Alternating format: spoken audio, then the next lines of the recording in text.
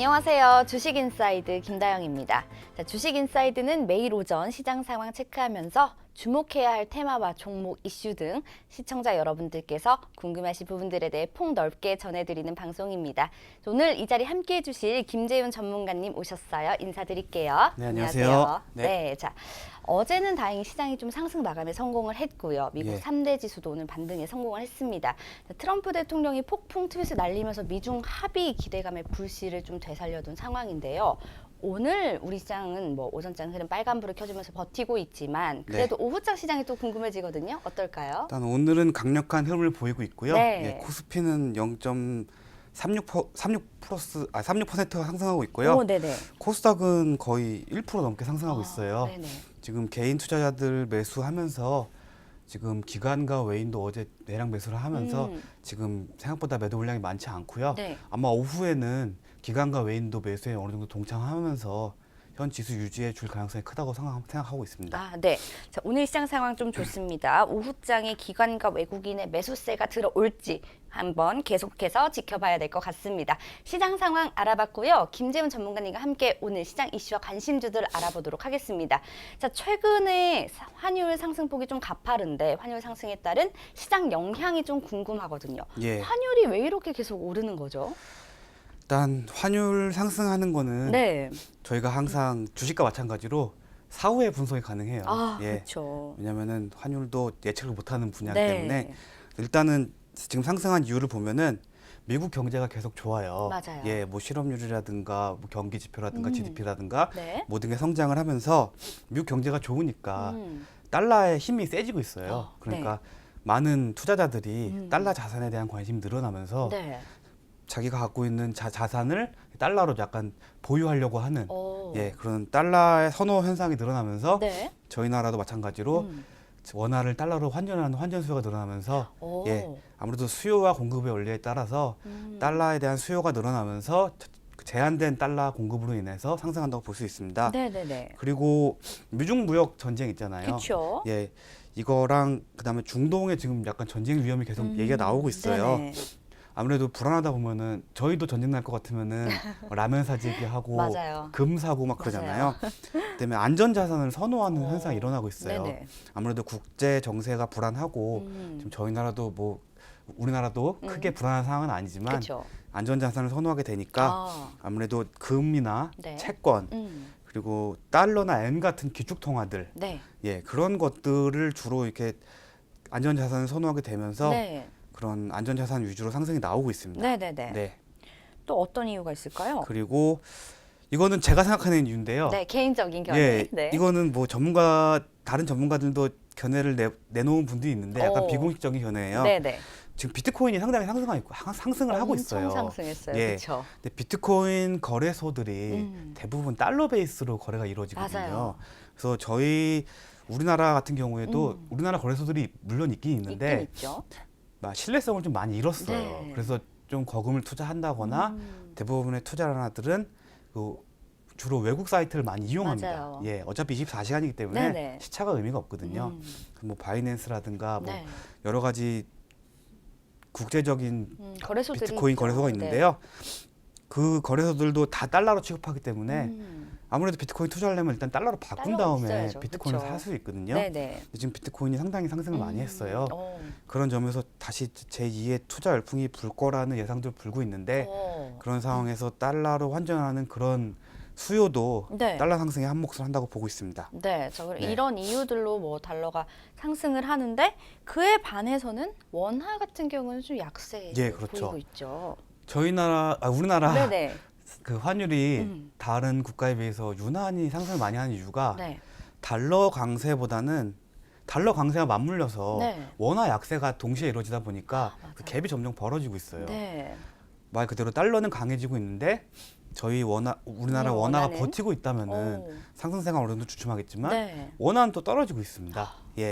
그렇기 때문에 원화 약세와 더불어 달러 강세가 시작되면서 우리나라 환율이 유난히 좀 상승을 많이 하고 있습니다. 네네네. 지금 최근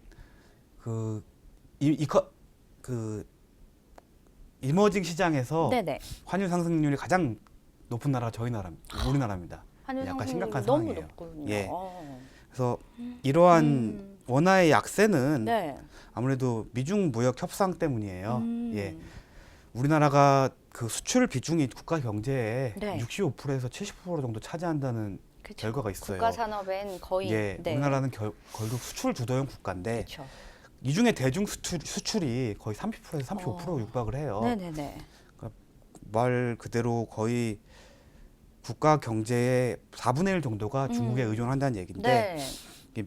미중 무역 협상이 좀 진행이 안 되면서 약간 국가의 걱정이 되는 거죠. 예, 그쵸. 경제 성장률도 좀 하락할 것 같고 네. 예, 앞으로 좀 미래가 어둡다는 그런 의미를 받아들이기 때문에 네. 원화가 약세가 되는 것입니다. 네네. 예.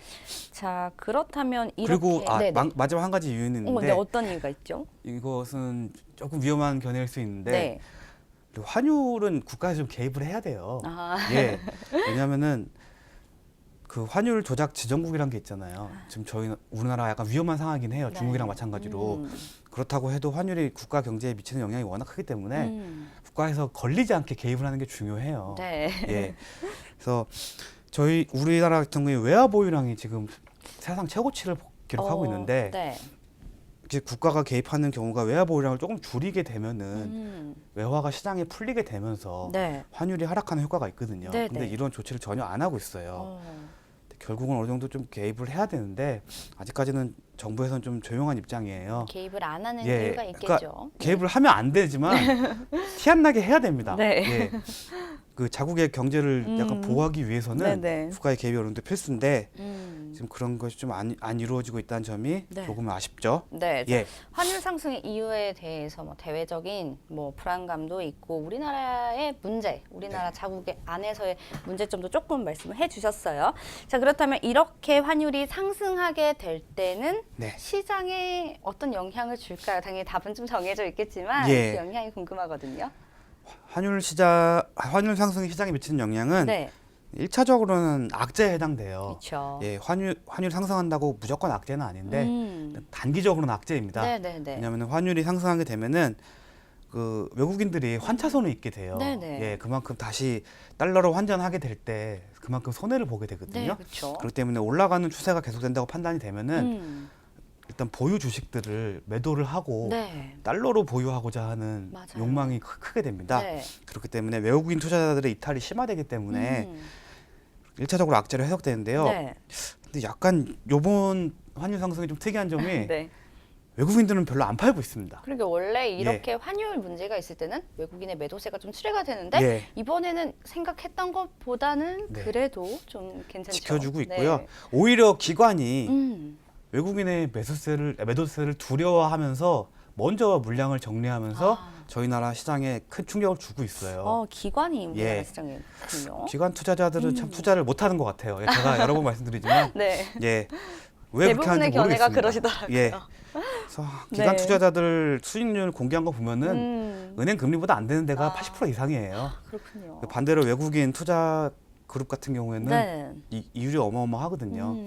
그래서 지금 증시 격언으로는 기관 따라가자 외국인 따라가면 돈 번다 이런 얘기도 있습니다. 네네. 예, 기관은 뭐 진짜 한국 증시에 저해만 되는 존재들이라고 보고요. 네. 외국인들은 계속 매수를 하고 있어요. 매도도 안 하고 있고. 네. 그럼 결국은 외국인들이 이제 매수를 하기 시작해서 지수가 올라가기 시작하면은 그쵸. 기관들은 이제 그제야 다시 사기 시작해요. 바보 같은 짓이죠. 네, 좀 뒤따라서 하는 경향이 있군요. 예, 그리고 네. 추가적으로 증시가 크게 하락하기보다는 어느 정도 바닥을 다지고 다시 상승하기 때문에 네. 이제 외인들도 매수를 하고 있기 때문에 기관도 다시 매수에 동참하면은 네. 약간 다이나믹한 지수 회복이 가능하다고 보여집니다. 네. 예, 그렇다면 그리고- 예, 네. 예. 단기적으로는 악재. 예. 그러면 뭐 중기적으로는 어떻게 그렇죠. 보시나요? 중기적으로는 이제 수출 기업들의 가격 경쟁력이 올라가요. 네. 왜냐하면은 우리나라 수출 기업들의 경쟁 대상은 일본, 그다음에 중국, 네. 그다음에 유럽 일부, 미국 이렇게 네. 경쟁 국가가 될 수 있는데 가장 큰 경쟁 국가는 중국이에요. 어. 중국과 경쟁을 많이 하다 보면은 아무래도 중국이 물건이 싸잖아요. 그렇죠. 예. 그래서 품질 차이가 크지 않은데 중국 제품이 싸요. 네, 그러면은 맞아요. 해외에 있는 소비자들은 네. 중국 제품 선택하게 돼요. 좀 다양할 수도 그렇죠. 있고요. 네. 근데 환율이 상승하게 되면은 원화가 약세가 되잖아요. 그러면 중국 위안화와 대비해서 저희 제품의 가격이 하락을 하거든요. 네. 근데 저희 나라 제품 중국보다는 확실히 월등히 좋거든요. 음. 그런데 가격 차이가 점점 줄어들고 있어요. 네. 그러면 자연스럽게 한국 제품에 대한 선호가 늘어나게 되거든요. 어. 그러면서 수출 기업의 가격 경쟁력 상승으로 음. 중기적으로는 수출 기업에 대한 주가에 좋은 영향을 미쳐요. 네네. 이런 영향을 미치는 거는 지금 환율 상승하는 게 지금 4월 말 정도부터 급격하게 상승했으니까 그쵸. 2분기 실적에는 어느 정도 영향을 미칠 가능성이 반영이 커요. 되겠죠. 네. 그렇죠. 그러니까 수출 기업 같은 경우에는 2분기 분기 보고서 때 네. 어느 정도 좀 좋은 결과를 기대할 수 있다고 보고 있습니다. 예. 수출 기업은 그럼 중기적으로는 주가에 좀 좋은 영향을 끼칠 것이다라고 예. 했는데 그렇다면 반대로 그렇죠. 수입 기업에는 또 어떤 영향이 있나요? 반대로 생각하시면 됩니다. 아, 예. 반대로. 수입 기업은 네.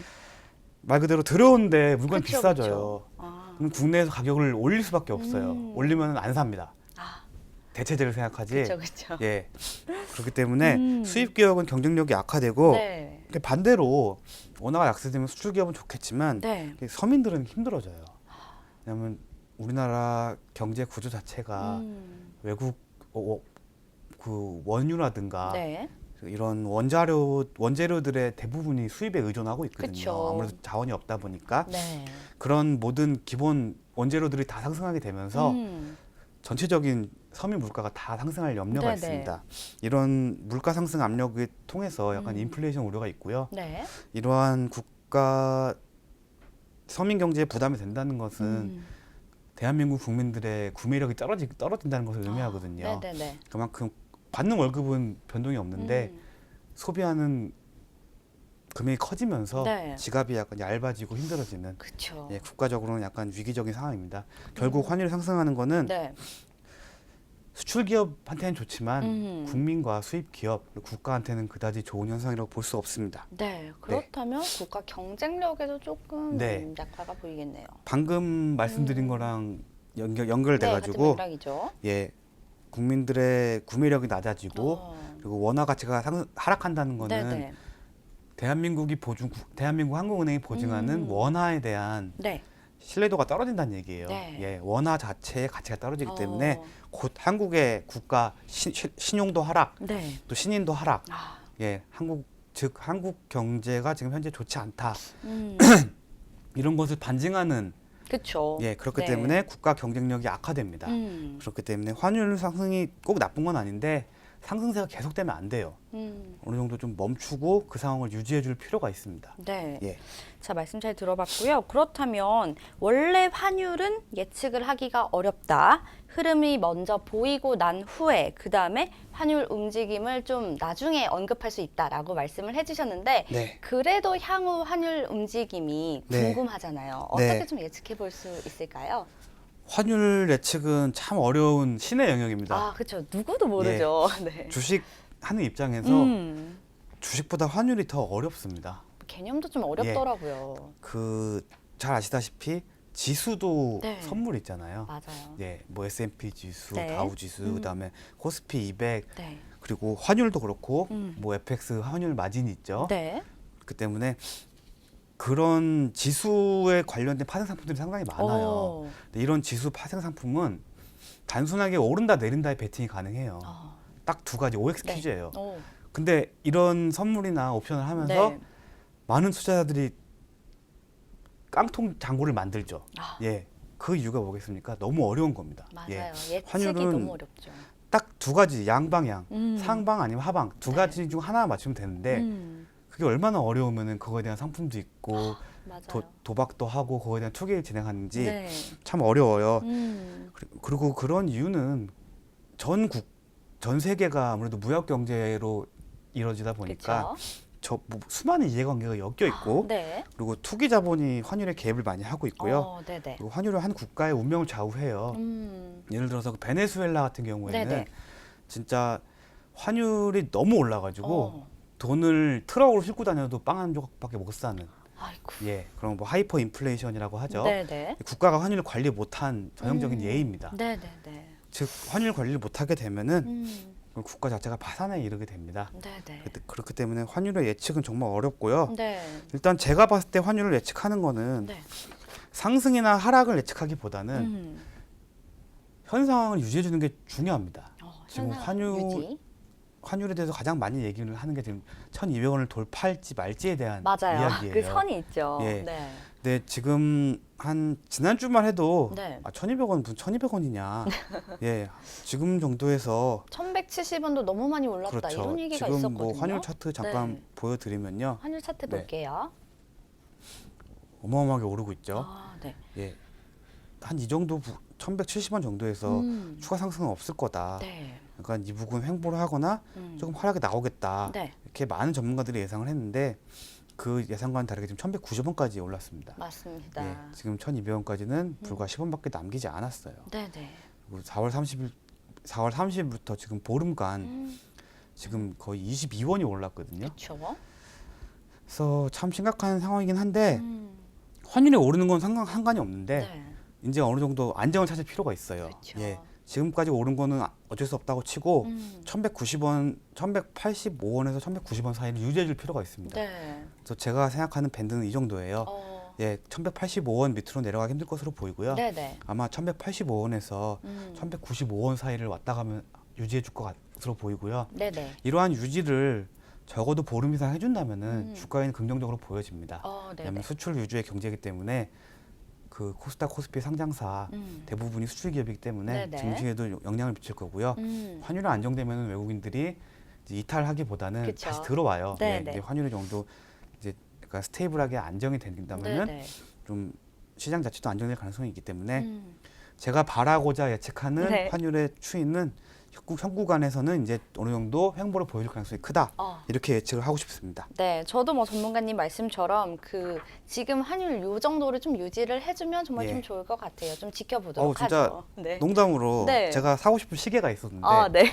한 달 전부터 사고 싶었어요. 아, 진짜요? 네, 그 가격이 한 300만 원 정도 되는데 오, 얼마 전에 볼까 봤는데 340만 원이 있는 거예요. 40만 원이나 올랐어요. 그 약간 나쁜 짓이죠. 실제로는 그렇게 오르지 않았는데 그렇죠. 뭐 그 업체에서는 뭐 밑에 환율 상승으로 인한 맞아요. 이렇게 막 인상이 불가피합니다. 이런 식으로 얘기 나와 있는데 더 오르면 시계를 포기해야 될 것 같습니다. 네. 예. 아니 왜냐하면 여행을 갈 때 면세점을 이용을 예. 하잖아요. 그러면 그게 그쵸. 환율에 따른 가격 책정이 되는데 저도 뭐 여행 전에 환율을 좀 많이 보거든요. 우리나라 그렇죠. 국민들은 여행 가기 전에 뭐 환전을 할 때 환율을 보는데 이제 투자하시는 분들은 꼭 그렇게 특수한 상황이 아니더라도 항상 좀 환율을 눈여겨 보시면 좀 좋을 것 그래서 같습니다. 뭐 직구나 네. 뭐 아마존 막 이런 거 이용하시는 분들은 팍팍 체험하실 거예요. 맞아요, 예. 맞아요.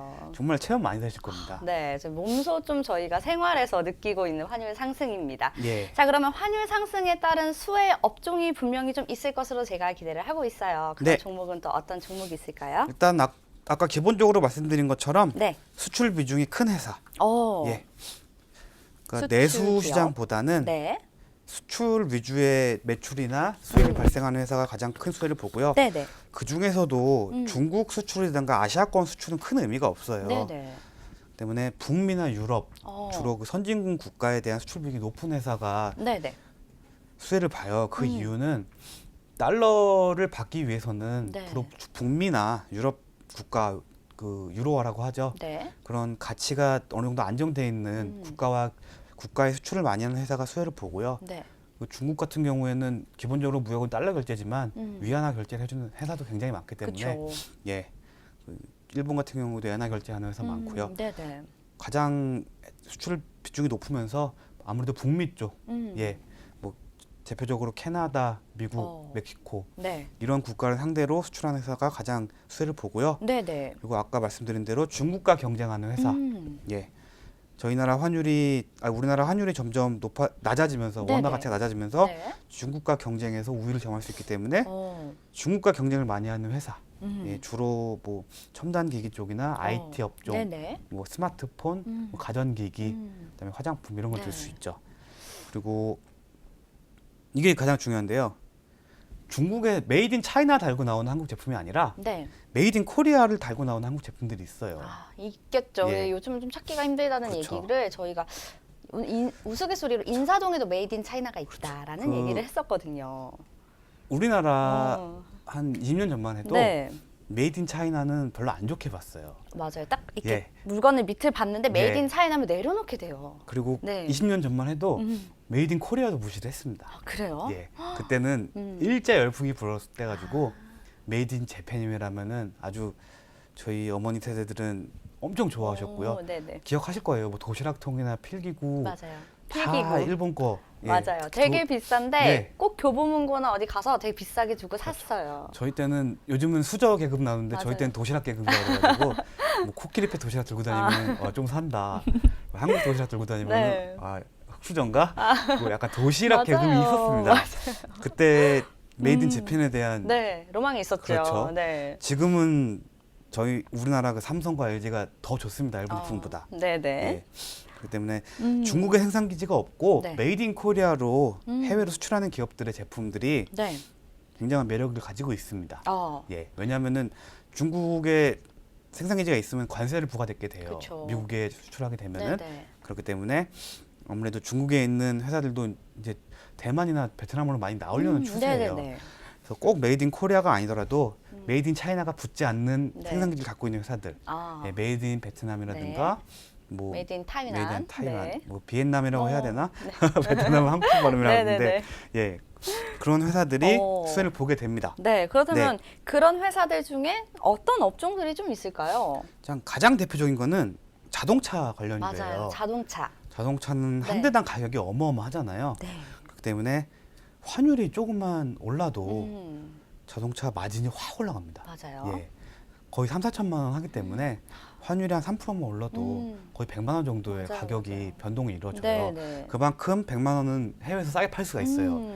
대신 100만 원만큼 또 저희가 환차 이익을 봅니다. 네. 그렇기 때문에 자동차 가장 큰 수혜를 봅니다. 네. 대표적인 종목으로는 현대차, 현대차. 그다음에 기아차, 네. 그다음에 부품주의 대장인 모비스, 그리고 한원 시스템은 현대차 부품사인데 네. 이 회사 같은 경우에도 현대차랑 워낙 많은 관련이 있기 때문에 네. 상승주로 분류되고 있고요. 음. 그리고 현대, 위아, 만도 같은 부품주 네네네. 이런 것도 눈여겨볼 만합니다. 네. 근데 쌍용차는 일단 제외해야 돼요. 왜 네, 그럴까요? 쌍용차는 수출이 그렇게 많지 않습니다. 어. 예, 아무래도 내수 위주의 업체고 네. 중국 기업에 한번 넘어갔던 이력이 있기 때문에 쌍용차는 일단 빼셔야 되고요. 네. 현대차, 기아차, 모비스, 그다음에 한원 시스템, 현대, 위아, 만도 정도를 수혜주로 들 수가 있어요. 네네네. 근데 개인적인 생각으로는 음. 일단 자동차는 빼야 됩니다. 왜 네. 그럴까요? 지금 트럼프가 한국 자동차에 대해 관세를 매긴다는 얘기 계속 나오고 있기 때문에 네. 언제 어떻게 될지 모릅니다. 좀 무섭습니다. 가장 수혜주긴 하지만 네. 손대서는 안 됩니다. 현재로서는. 네. 손대선 네. 안 된다고 예, 하셨습니다. 항상 뭔가 결정이 이루어지기 전에는 음. 투자를 하시면 안 돼요. 네, 맞습니다. 상황을 지켜보고 그때 하셔도 늦지 않습니다. 네. 예, 지금 관세 부과 때문에 네. 저희가 다 지금 긴장을 자동차- 하고 있죠. 그렇죠. 네. 자동차 쪽은 최수혜주지만 음. 일단은 보류하겠습니다. 네. 그 다음 수혜를 보는 게 전기 전자, 어. 반도체, 네. 그다음에 테레비 등의 하이테크 관련 가전 제품들. 네, 이렇게 동안이신데 테레비라고 하는 거 보니까 아. 나이가 많이 늘어나시네요. 예, 저 나이 많습니다. 40대입니다. 네. 테레비라고 하셔서 지금 깜짝 놀랐네요. 네. 예. TV. 네. 네, TV 이런 네, 네, 약간 네. 하이테크 반도체 관련 전자기기. 네네.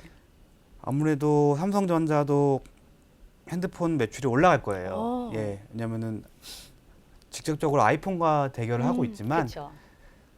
중국 시장 핸드폰도 무시 못 하거든요. 뭐 화웨이라든가 맞아요. 샤오미라든가 여러 네. 가지 중국 시장 핸드폰들도 무시 못 하는데 환율의 수를 입어서 가격 경쟁력이 좀 생길 것 같고요. 네. 그다음에 TV도 마찬가지예요. 어. 지금 엔화는 올라가고 있어요. 네네. 안정적인 통화기 때문에. 네. 그 TV는 아무래도 일본 업체들과 경쟁을 많이 하기 때문에 이런 TV 관련해 가지고 가격적인 이슈로도 상승이 가능하고요. 네네. 그리고 기타 뭐 하이테크 제품들, 삼성전자, LG 제품들 네. 그런 게 수혜를 볼 거라고 생각하고요. 어. 일단 그래도 반도체 쪽은 일단 제외를 할 거예요. OLED랑.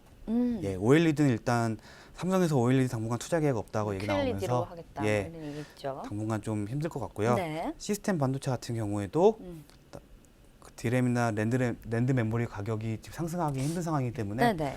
원화 하락에 큰 수혜를 보진 않습니다. 음. 그렇기 때문에 약간 가전이나 아이테크 기기 이런 쪽으로만 약간 한정을 두고 싶습니다. 네. 대표적인 관련주로는 아무래도 삼성전자와 오. LG전자를 들 수 있고요. 네네. 나머지 종목은 뭐 그닥 볼 필요는 없을 것 같아요. 어. 예, 아무래도 네. 수출하는 가전은 삼성과 LG가 거의 대부분이기 때문에 그렇죠. 예, 부품업체들도 수 있겠지만 부품 업체들은 대부분 OLED나 반도체에 엮인 업체이기 때문에 네네. 일단은 제외하겠습니다. 네. 네. 다음으로는요. 다음은 말 그대로 백색 가전, 백색가전. 에어컨이나 네.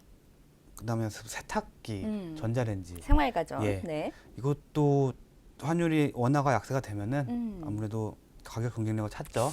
그렇죠. 이런 백색 가전은 가격 경쟁력이 상당히 중요해요. 음. 하이테크 기기와는 다르게 네. 고도의 기술이 필요하지 않기 때문에 지금 많이 시장을 내줬어요. 중국과 뭐 인도에 동남아에 많이 내줬기 때문에 네네.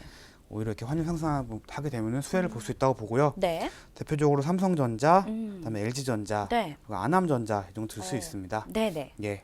백색 가전에 뭐 에어컨도 포함되기 때문에 음. 뭐 오텍이라든지 뭐 어. 캐리어 네. 이것도 수혜주로 볼 수 있겠지만 일단 백색 가전 쪽은 원화가 아무리 하락을 해도 큰 경쟁력을 확보하기 힘들어요. 워낙 네네. 가격 차이가 나기 때문에 그래서 그냥 참고만 하시기 바랍니다. 네. 예. 자, 그렇다면 의류 쪽에서도 좀 예. 눈에 띄는 게 있죠. 의류주가 가장 수혜를 많이 본다고 볼 수가 있어요. 네.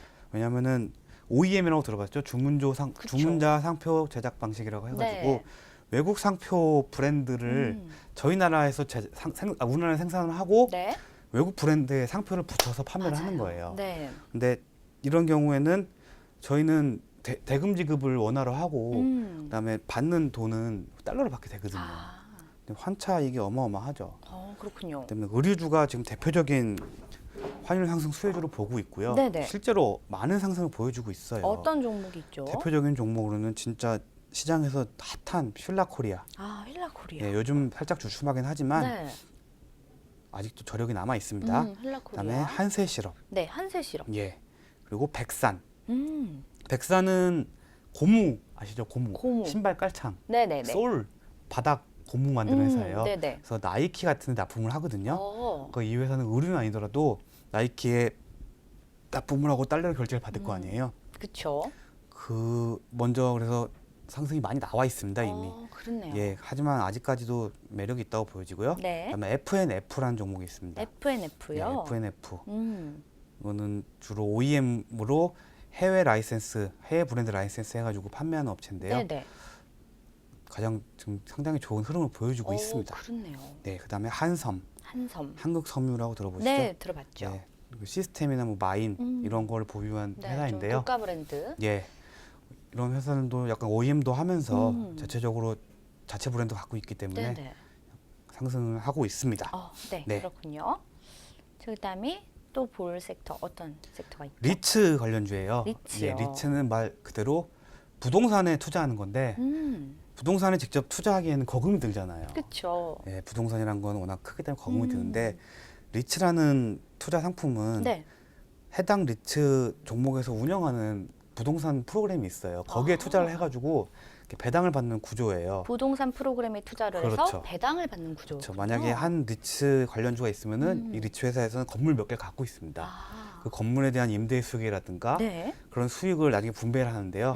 그거에 대한 권리를 사는 거예요. 그래서 물론 부동산 경기가 좋거나 부동산 지가 상승 그쵸. 그런 게 일어나게 되면 상승을 하게 되는데 네. 최근 상승은 아까 말씀드린 대로 그 안전자산에 대한 선호가 늘어나게 되면서 네. 부동산에 대한 특히 수익형 부동산, 뭐 아파트나 이런 주거용 부동산이 아닌 수익형 부동산에 대한 네. 수요가 늘어나게 되면서 리츠 관련주도 상당을 많이 보여주고 있어요. 네. 예, 우리나라에서 만약 예, 신도시 보시면은, 발표를 예. 하잖아요. 네. 그런 거에도 좀 영향을 받겠나요? 그거는 그거랑은 상관없나요? 예, 그건 주거용 부동산이고요. 주거라서. 아파트 가격은 계속 하락하고 있잖아요. 네네. 수익형 부동산이라는 거는 주로 임대, 월세, 상가 뭐 그렇죠, 이런 상가죠. 거군요. 예, 아파트 많이 오를 때 상가는 많이 안 올랐거든요. 그럼 반대 개념으로 이제 지금 은행 이율도 높지 않고 이런 임대 투자 네. 예, 그런 수익을 얻기자 하는 그런 게 리츠라고 할 수 있는데요. 네네. 리츠 관련주들이 상당히 좋은 흐름을 보여주고 있습니다. 상가 관련 뭐 네. 그런 관련주라고 합니다. 예. 자 그렇다면 오늘 여러 섹터 종목들을 좀 언급을 해주셨는데 네. 탑픽 종목이 또 있지 않겠습니까? 어떤 그래서 종목이죠? 네. 아까 말씀드린 네. 자동차나 네. 가전은 일단은 좀 보류를 하려고 해요. 네네네. 왜냐하면은 자동차 같은 경우에는 관세 이슈 때문에 일단은 약간 관망하시는 게 좋다고 보여지고요. 그쵸. 자동차는 관세 이슈가 있죠. 예. 그리고 백색 가전 같은 경우에도 음. 일단은 경쟁력이 안 되고 네. 그리고 지금 반도체나 OLED 쪽이 약간 투심이 안 좋기 때문에 네네네. 투자하기 좋은 상황으로 보여지지 않습니다. 네. 예. 그래서 무조건 추천할 종목이 없다는 건 아닌데 네. 일단은 저 같은 경우에는 LG전자는 현재 괜찮다고 보여져요. LG전자. 워낙 우량주고 네. 대장주기 때문에 네. 제가 굳이 뭐 추천 가격이라든가는 알려주지 않을 거예요. 네. 예. 하지만 지금 현재 투자 포인트로는 괜찮아 보이는 상황입니다. 네네. 예. LG전자는 우량주니까 여러분들이 더 잘 아실 거예요, 그쵸. 저보다. 관심 많으시죠. 예, 그 현재로서는 투자 가능한 조건으로 보여지고요. 네네. 왜냐하면은 LG전자는 삼성전자보다는 백색가전 비율도 높고 맞아요. 반도체에 대한 비중이 좀 낮아요. 음. 그렇기 때문에 가전 이슈나 원화 약세에 따른 수혜가 예상되고요. 네. 백색가전은 아무래도 LG가 삼성보다 앞서가요. 저도 LG를 예. 선호합니다. 그 진짜 테레비도 그렇고 TV도 그렇고 네. 예. 진짜 백색가전이 말 맞아요. 그대로 세탁기, 냉장고, 네. 전자레인지, 네, 맞아요. 청소기 이런 거, 에어컨 네. 주로 맞아요. 하얀색이 많은 가전이 백색가전인데 저도 집을 이사를 하면서 다 이제 LG 걸로 했는데 또 써보니까 반응들도 좋고 뭐가 좋더라는 입소문에 백색 그렇죠. 가전은 좀 움직인 것 같더라고요. 하이테크는 삼성이 앞서 나가지만 네, 그쵸. 그 섬세하고 오묘하게 쪼무락쪼무락 고객의 맞아요. 입맛에 맞추는 건 LG가 아직도 잘하고 있습니다. 아, 그렇죠. 그렇기 때문에 가전 제품들의 수익이 예상되는 가운데 LG전자는 지금 현재 충분히 매수 매력이 있다고 보여지고요. 네. 그 다음 추천드릴 종목은 아까 저희가 말씀드린 의류 쪽도 의류 좀 쪽 봤었죠. 볼게요. 일단은 현재로서는 FNF가 좀 좋아 보이고요. FNF요. 예, FNF. 지금 오늘 4% 정도 오르긴 했는데 네네네. 지금 들어가긴 약간 비싼 경향이 있고요. 한 87,000원 부근에는 충분히 매수 가능하다고 보여지고요. 네네. 87,000원 정도 보유하시다 보면은 아마 실적이 2분기 발표하면 좀 좋은 실적이 예상돼요. 네. 그럼 적어도 한 10만 원까지는 가지 않을까 이렇게 예상을 하고 있고요. 네. 그리고 필라 코리아도 아직까지 저력이 있습니다. 필라 코리아는 특이한 점이 네. OEM이 아니라 미국 시장에서 필라라는 브랜드 자체가 네. 굉장한 이미지를 확고히 가지고 있어요. 그래요? 미국 10대들이나 20대들이 선호를 많이 하면서 상승이 나오고 있고요. 네. 최근 좀 횡보를 보여주고 있는데 제가 봤을 땐 매수 구간으로 보여집니다. 아. 강력한 매수 구간으로 보여집니다. 네네. 왜냐하면은 지수 하락에도 불구하고 음. 지금 계속 현재 구간을 유지를 해주고 있거든요. 그렇죠. 버티고 있죠. 그렇죠. 버티고 있죠. 지수가 그렇게 떨어졌는데 유지하고 있다는 거는 대단하죠. 아직까지 상승의 힘이 남아있다는 얘기입니다. 그래서 필라코리아는 현재가 매수 가능하다고 보여지고요. 네. 목표가는 아무래도 1차적으로는 전고점 부근인 음. 83,000원 부근 잡고요. 네. 이 부근을 뭐 강력하게 뚫으면은 네. 이 종목도 10만 원까지 갈 수 있다고 보여지고요. 음. 아무래도 2분기 실적이 매우 기대되는데 네. 2분기 실적이 좋을 수밖에 없는 게 외화를 벌잖아요. 그렇죠. 근데 지금 환율이 상승했어요.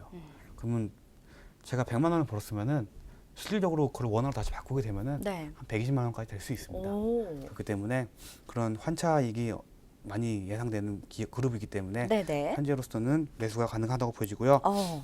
아까 언급 드리진 않았지만 네. 제가 두 종목을 따로 갖고 왔어요. 어떤 종목이죠? 예, 일단 슈피겐 코리아라는 종목인데요. 슈픽앤 코리아. 네. 슈피겐 코리아는 아이폰 액세서리 만드는 회사예요. 아, 예. 네네. 핸드폰 액세서리 만드는 회사고 아이폰만 만드는 게 아니라 여러 가지 만들지만 가장 아이폰 비중이 커요. 네네네. 전에도 한번 언급드렸는데 아이폰 액세서리 분야에서 세계 2위 업체입니다. 아, 그렇군요. 예, 1위는 지난번에 말씀드렸다시피 이름이 기억 안 난다. 벨킨 벨킨. 많이 들어보셨죠? 네. 예, 벨킨이라고 아이폰 액세서리 거의 1세대로 나온 회사인데 네. 벨킨은 굉장히 고가고 거의 1위로 완벽한 자리를 구축하고 있어요. 네. 근데 슈피겐 코리아는 지금 한 8위부터 2위까지 올라왔습니다. 아, 꾸준히 올라왔군요. 그 이유는 벨킨은 약간 중후하고 클래식한 디자인으로 네네. 나가는데 슈피겐은 개능성이고 젊은이들을 위한 신개념 제품들을 많이 만들고 있어요. 네네. 그리고 슈피겐 코리아 같은 경우에는 지금 아마존에서 상당한 파워 랭커입니다. 그래요. 예. 약간 드리기 애매한 말인지 모르겠는데 네네. 지금 아마존에서 굉장한 히트를 치고 있는 생리대 제품이 있어요. 오르가닉 생리대 제품 라엘이라는 기업이 있습니다. 라엘. 네네네. 라엘. 예. 오르가닉 제품 그 친환경 소재로 만든 여성 생리대인데요. 맞아요. 지금 여성 생리대 1위를 기록하고 있어요. 네네. 저희 나라 스타트업 저희 나라 사람이 스타트업을 만든 건데 네. 일단은 미국 기업이지만 저희 나라 사람이 스타트업을 만든 거예요. 네. 슈피겐 코리아가 그 라헬의 지분을 아. 한 10에서 20% 정도 가지고 있습니다. 아, 정확한 네네. 지분은 발표 안 했는데 한 20% 정도 예상하는데 네네. 그 때문에 라헬이 지금 굉장한 성장을 상승세- 보이고 있습니다. 네네. 그런 상황에서 슈피겐 코리아는 그런 반사 이익도 이익을 노릴 수 네네. 있고요. 그리고 슈피겐 코리아의 매출의 90%가 네. 아마존이나 구글, 뭐 옥션 이런 데서 발생을 해요. 네네.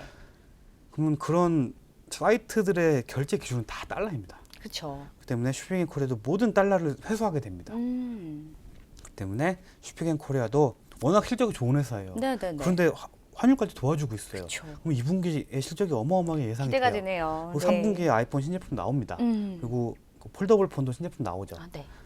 이런 거에 대한 새로운 수요가 겹치면서 슈피겐 코리아는 지금 상당히 좋은 구간이에요. 그리고 네네네. 워낙 품절주고 대주주 지분율이 워낙 높고 네. 유통주도 적고 어. 그리고 현재 아직도 너무 저평가 구간이라고 보여주고 있습니다. 네네네. 그래서 이 종목은 꼭 환율 상승 수혜주가 아니더라도 정말 장투에 추천을 드리고 싶은 종목이고요. 어, 네. 적어도 1년은 보유하시면은 아주 큰 수익 예상되고요. 네네. 지금 현재도 매수 가능합니다.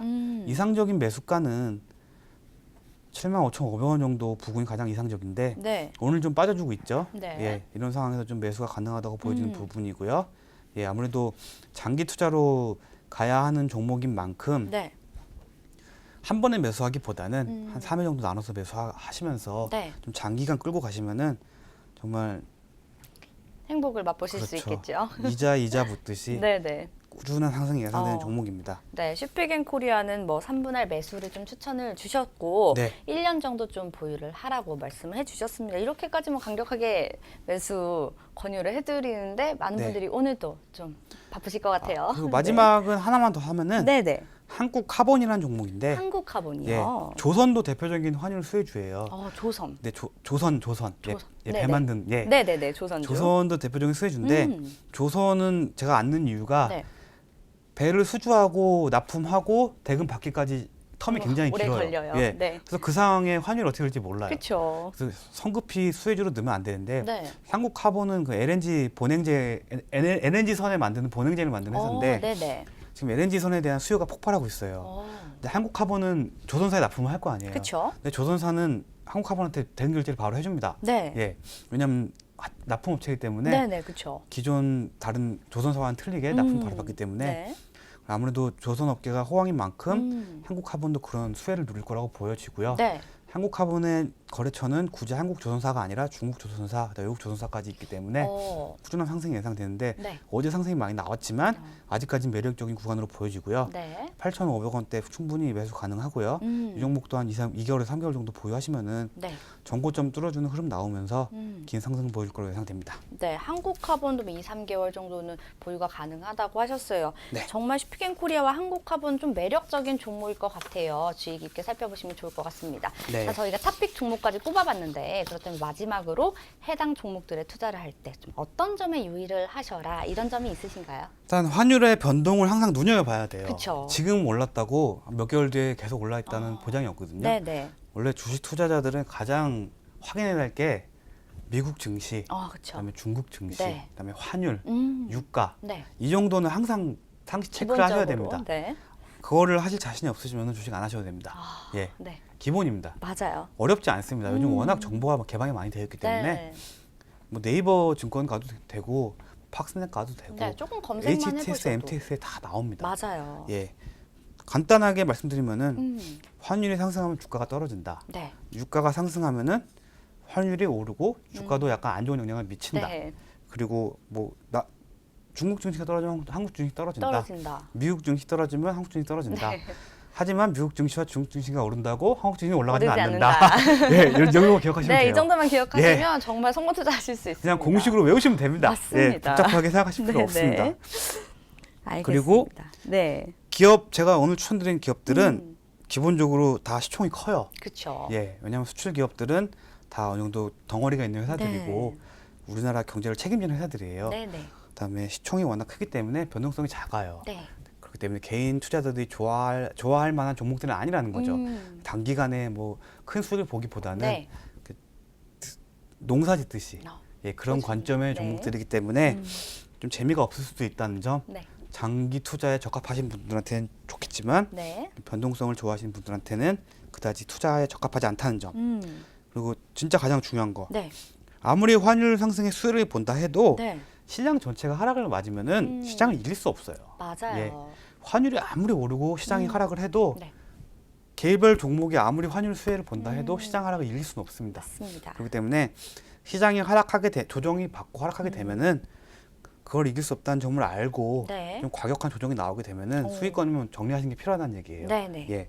그리고 환율 상승은 네. 일단 수혜주가 있겠지만 아까 말씀드린 대로 국가 경제에 안 좋은 영향을 미쳐요. 그렇죠. 이런 점이 다시 음. 환율 상승 수혜주한테도 악영향을 뒤로 미칠 수가 있어요. 네. 다시.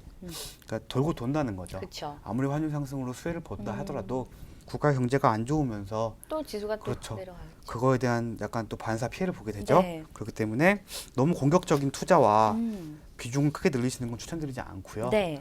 항상 유연한 사고와 음.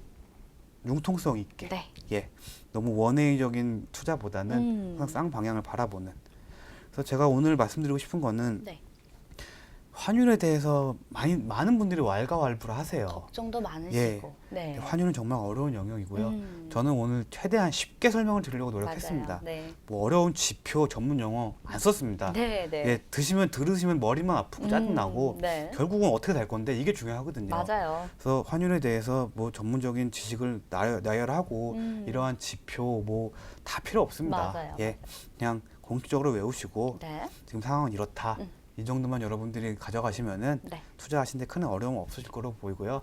저희 ITBC를 계속 구독하시면은 네. 이런 정보 계속 나오니까 그렇죠. 예, 굳이 안 찾아보셔도 네. 방송만 보시면은 기본적인 사항 습득하실 수 있습니다. 네, 예, 꼭 맞습니다. 구독하시면 좋을 것 같아요. 네, 아 예. 방송쟁이가 다 되셨네요. 아 짤막한 홍보 감사드립니다. 네. 자 오늘은 환율이 시장에 미치는 영향과 환율 상승에 따른 수혜주까지 저희가 좀 함께 살펴봤습니다. 오늘 정말 도움 말씀 주신 김재현 전문가께 인사드릴게요. 감사합니다. 네, 수고하셨습니다. 네, 생방송으로 진행된 주식인사이드 저희가 준비한 순서는 여기까지입니다. 자, 잠시 후 이어지는 오감만족에서는요. 미중 무역 분쟁 속 양국이 취하고 있는 스탠스를 좀 알아보고 여러분의 고민 상담까지 함께 진행할 예정입니다. 많은 시청 부탁드립니다. 자, 슬기로운 투자 생활은 ITBC와 함께 ITBC 채널 좋아요와 구독 꼭 눌러주세요. 시청해주신 여러분 고맙습니다.